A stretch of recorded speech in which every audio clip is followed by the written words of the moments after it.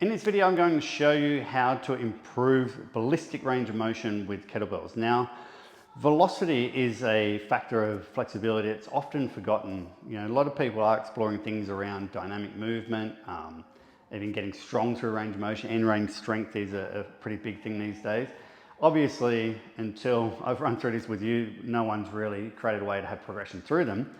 But ballistics are something that's often been scary and kind of just left by the wayside because, we do respond, our body responds to allowing range of motion depending on load and I guess velocity as well. So often when we look at things like ballistics and velocity, when it comes to a kettlebell, people would probably think something like a kettlebell swing. But one of the ideas around ballistics is that we're looking for around a movement per second. So I guess a swing would be a more dynamic exercise rather than a ballistic exercise. Something we can do for a ballistic is we can expand on one of the exercises I did in the other video, which I guess we could say is a deep sumo deadlift. And if we look to just throw the kettlebell back and just tap it behind us like this, that's going to give us our one move per second. We could start to go very deep with this. And this is going to be a way to explore ballistic motion through our hamstrings. It's probably fairly counterintuitive, right? We usually look at another idea of ballistics as being leg swings, right?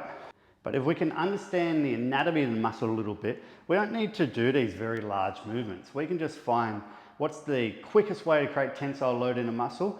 We can find them without these large movements. Even here, if I come to here, there's a big difference between doing this and doing it with a anterior tilt.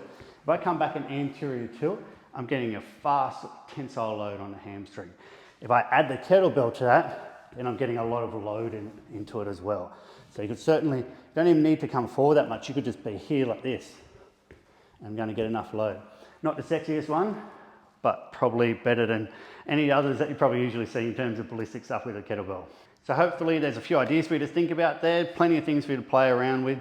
Key things, understanding anatomy, know what it is that you're trying to move to create the most tensile load and have something in line in terms of progressing, gaining range of motion, using it, creating structural change and looking at velocity components. Any questions, please ask. I'll see you next time.